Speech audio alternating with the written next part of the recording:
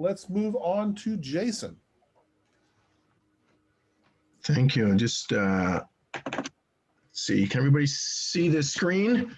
Yep. Okay, great. Yeah. Well, thank you. Good morning. This is my third SSoCIA conference here, and I just want to say real quickly just how much I get out of these things. I just learn so much. Huge list of books to follow up on and read, so it's always very exciting. So the argument here is that in the end, any attempt, I think, to comprehend whether we could have moral obligations to extraterrestrials, both which kinds of obligations and what types of commitment, would be incomplete without explicitly incorporating the role played by mortality and finitude in grounding moral relationships and obligations. And here by mortality, I mean both the fact that entities die and their respective lifespans.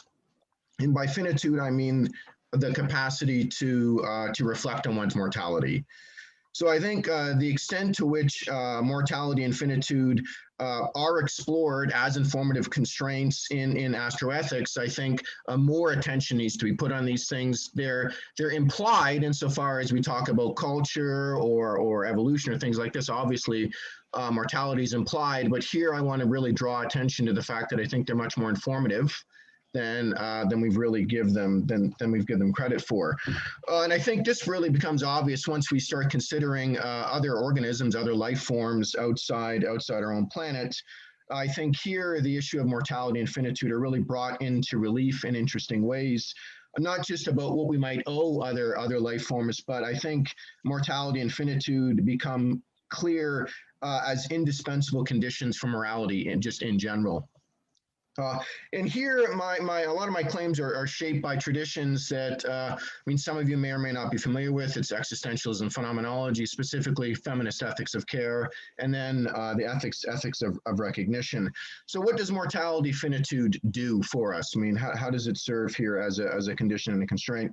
Well, quickly, I think, for one thing, just think the multiple meanings of human agency and action emerge from internal and external limits on our concrete existence. So here, we not only fear death, I mean, like other organisms, we have a survival instinct, but the fact of our mortality has no set meaning. We're constantly negotiating the meaning of our finitude. It's why we have different cultures, different religions, different languages.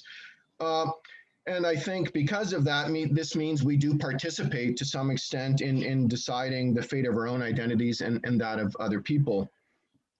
And without this ability to participate to some extent, and also that this participation is limited by things we have no control over, these are really the conditions for both the possible and the moral ought. I mean, without these conditions, they just don't arise in the first place. And then to kind of drill down, I think that really it's fragility and vulnerability that makes caring concrete.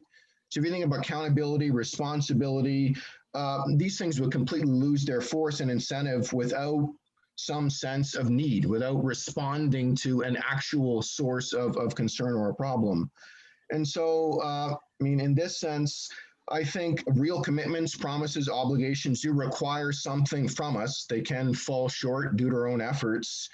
And it's because of our sensitivity to the other ways that people exist that simple self-preservation can be transformed into richer modes of relation and obligation.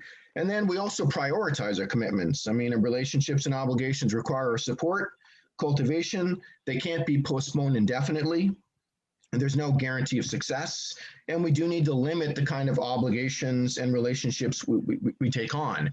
And this prioritizing, those relationships closest to us, it can be selfish, it can be self-serving and self-interested, but there are also good reasons why those in space and time closest to us get priorities. And then finally, I think a lot of our moral attitudes, moral emotions here, emotions of self-assessment, guilt, shame, remorse, pride, presuppose kind of a deep attunement and sensitivity to the exigencies of temporal becoming. We are just aware of different modes of time, and we are affected by these temporal horizons in a way that is indispensable to create ethical frameworks and ethical horizons. So here, just to quickly add, I think that, although it's true that finitude here I take as a condition, let's say for moral agency, mortality, right, is a condition for being a moral patient. So here, one doesn't have to be, aware of their own finitude in order to have moral obligations. Anything that is mortal, and we can experience some of the suffering, empathize with that, is a candidate for moral obligations. So what does this mean here quickly? What are the implications of this? Well, I think in general, mortality, a being's lifespan, right, and finitude would play crucial roles in determining whether we can have moral relationships or not with other organisms, or whether our obligations would mean something. And in this sense, I think the more similar the shared constraint of mortality and finitude, the more likely we would be able to have relationships with these other kinds of beings. So in this sense, if we encounter beings that live for thousands of years, I just think it's going to be next to impossible for them to experience the concerns and cares that we have. I mean, there'll be too much of a difference in how we assess commitment, risk, emotional attunement, and so on and so forth. And then if we encounter beings who can, slip the constraints of mortality completely, whether this is downloading consciousness or AI, I don't think these kinds of beings are going to be capable of having any more relationships at all, largely for the reasons I talked about in terms of embodiment and mortality and finitude. And here the tricky thing is, I think if we ever do encounter intelligent ET, it's going to be some kind of AI, given the difficulty of interstellar travel and the spaces that we have to try to traverse. It's going to be intelligent ET, which means we're not going to be able to establish any kind of moral relationships at all, whether this comes from Earth or elsewhere.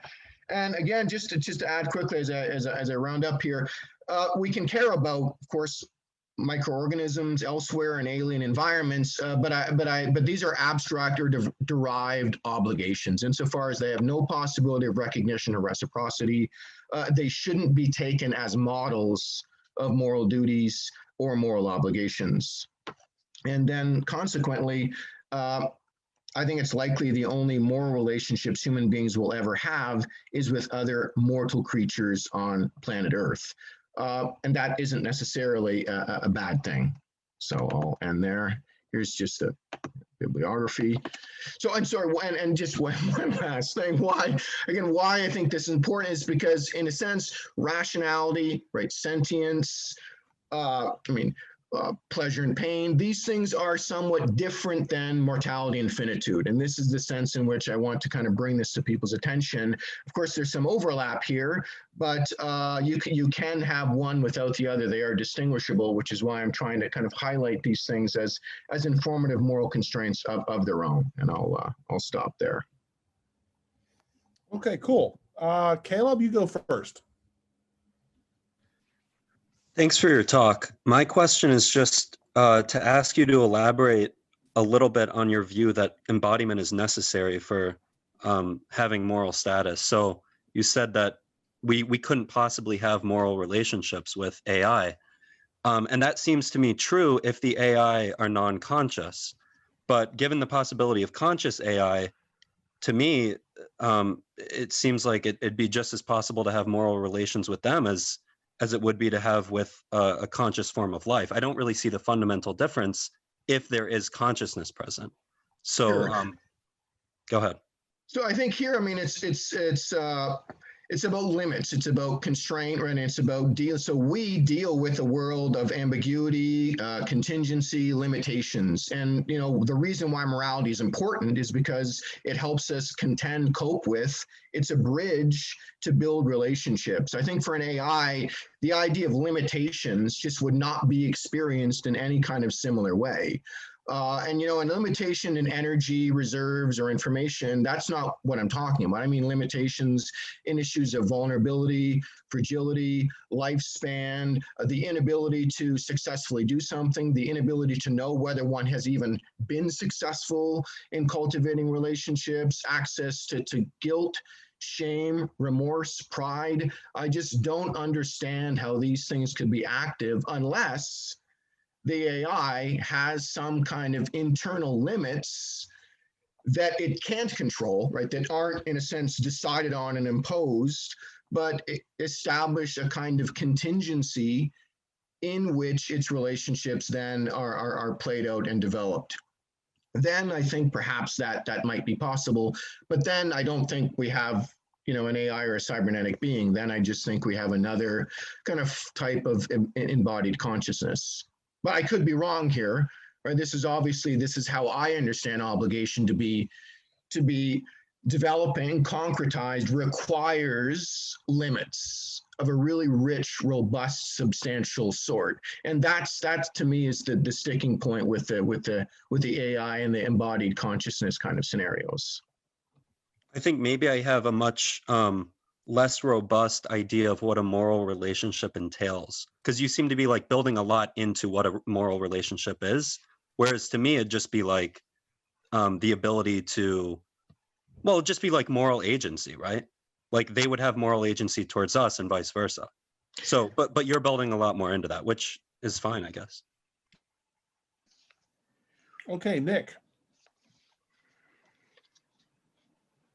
Some of what I was going to ask was already included in what Caleb asked, but you seem to be making a very strong portrayal of AI, and I was going to bring up, just like Caleb brought up, the possibility of machine consciousness. But even if you don't think machine consciousness is possible, or consciousness that has made itself effectively immortal is possible, just positing them as a hypothetical, that's just a lifespan is only one limitation of many. You could be effectively immortal and still be very limited in your power and very limited. Say you're a effectively immortal consciousness and you're overlooking a biosphere that is dying because the sun is expanding and sterilizing the planet. So that's an urgency that you're going to confront.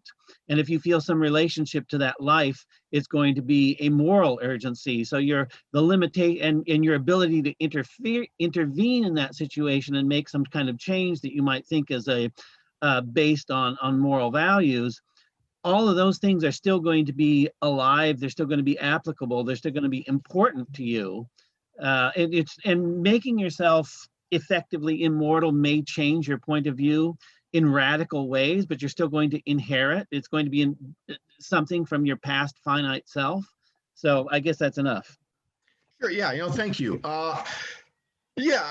So I do think, I think probably AI is likely, right? But and for me, the idea is the difference between information and meaning. So I think those things, right, like we need more energy, need more fuel, or the heat death of the universe, these things we registered as information, but I don't understand how they could then be translated or expressed out as emotional concerns or commitments. I guess this is part of why I have a difficulty. So again, if you just think about the way, moral emotions work, so much of them are kind of layered and interspersed with our sense of time and our sense of just the kind of I can. That is, what are the limits of my ability to participate?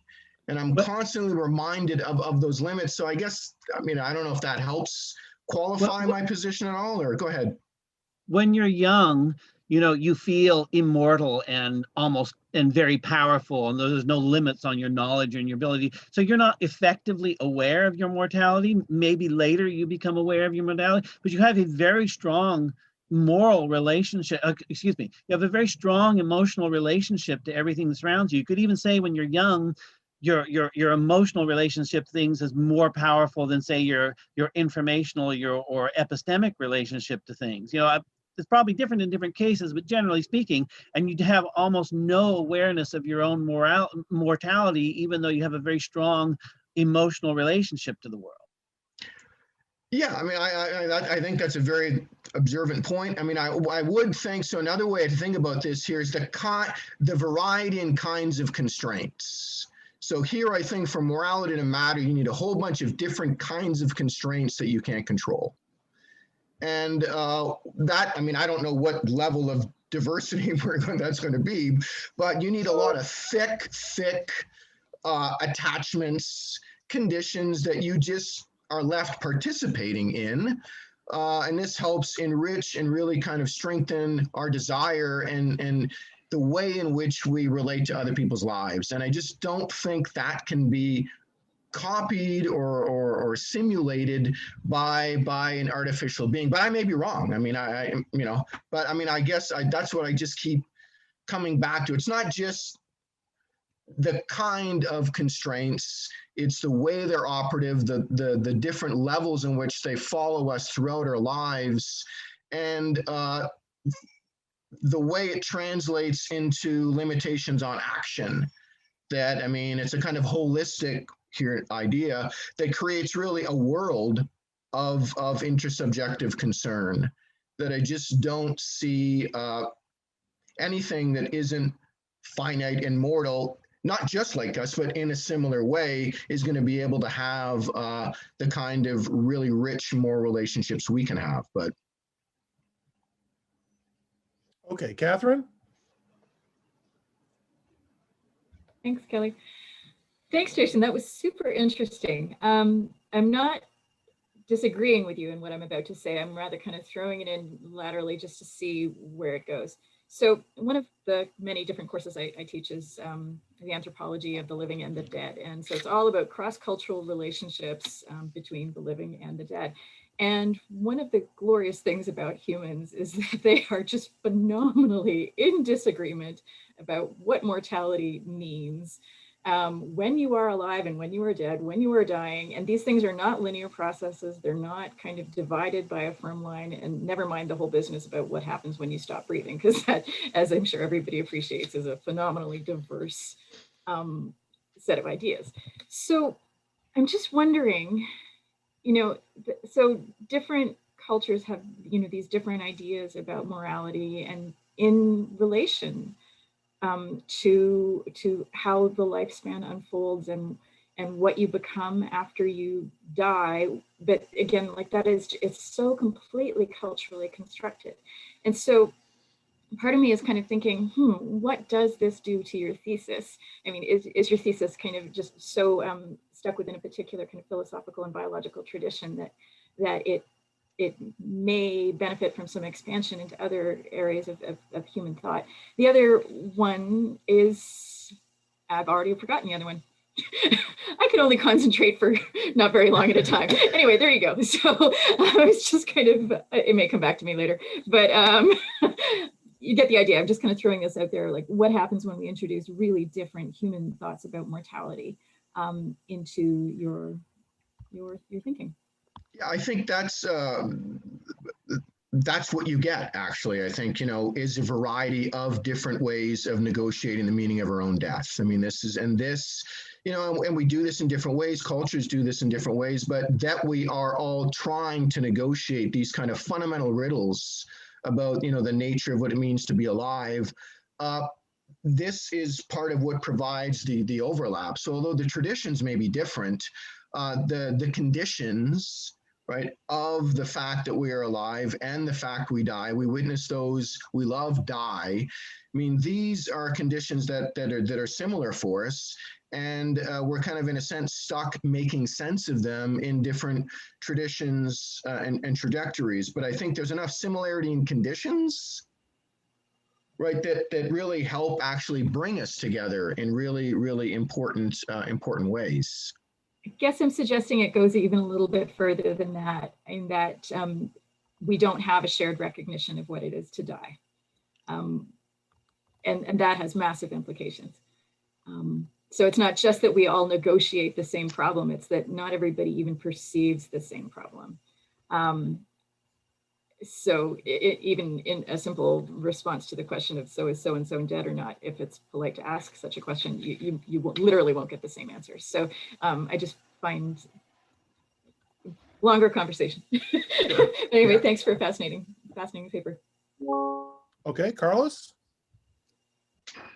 Yeah, thank you. So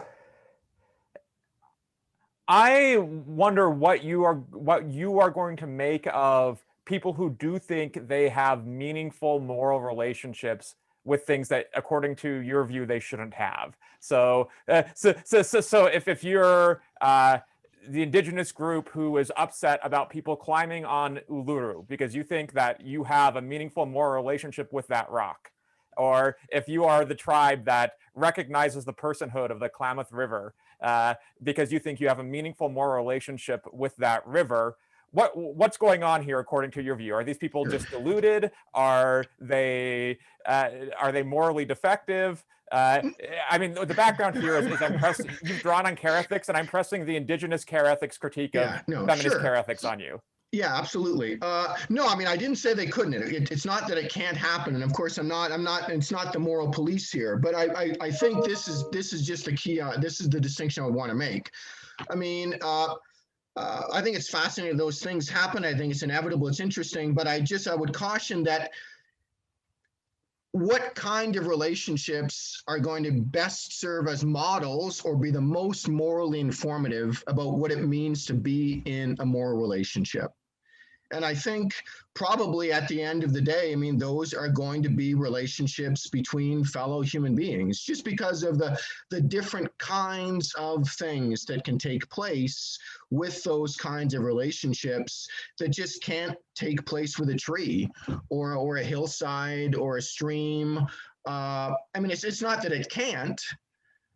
Because of course they do, but I would just press back and say, just imagine if we took the relationship to a prairie as the model of a relationship to other people.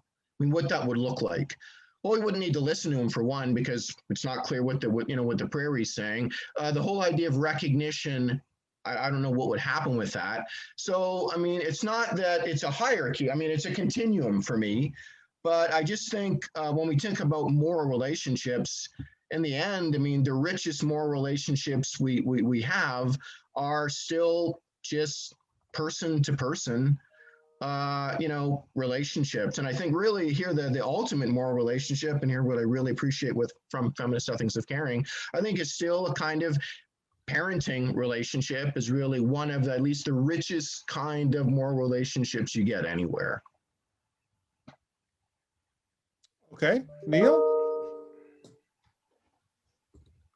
Yeah, that was really interesting. A lot of stuff going on there. I just want to challenge something you said. I don't see how any society, no matter how advanced, is going to eliminate the possibility of individuals being destroyed. There could be war, accidents, and so on. But furthermore, I'm not sure that people would actually aim for immortality, but rather that the number of extra years of life you have is statistically independent of how many years you've already lived, so that basically you don't have to worry too much, right? It'll be there, this possibility of death, but not enough to bother you psychologically. So I'm not really sure that we could expect these advanced civilizations to build immortality into the picture. In fact, I can see a lot of reasons why you wouldn't want that. It's just a thought. Sure, I mean, and I'm inclined to agree with you. I think that they really, to a certain extent, I mean, as technology kind of advances, the problem of mortality, I mean, the problem of aging and just being limited in all kinds of ways is going to slowly drift away. But I think the problem with that, from my perspective, is an intelligent being that does not have to worry about the problem of death anymore would become a monster, as from my perspective. It would just have no ability to really empathize or sympathize or even understand a sense of moral limitation. Because it itself doesn't really experience any limitations of a kind that would be troubling. But what I'm saying is that they would understand it. They would be living with risk. It would just be a low one, right? They would all effectively be like 14-year-olds in that respect, who have a lot of anxiety about things and can relate to us, but just have less than old folks like us.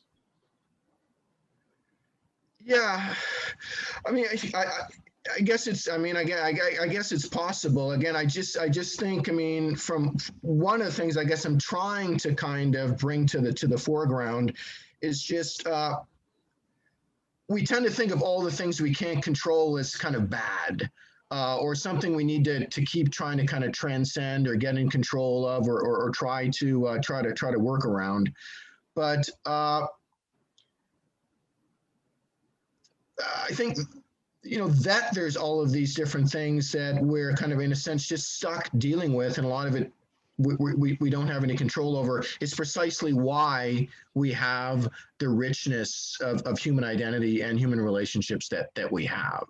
So the more you eliminate the contingent and the more you put things in our control, that is going to simplify and kind of turn relationships more and more into one-dimensional kind of interactions, just because there just is not going to be the plurality of concerns, of the need to step in. I mean, the ways we can support one another are just going to get less and less valuable and important. And with that will come a gigantic loss. Okay. All right, so we're out of time for this session.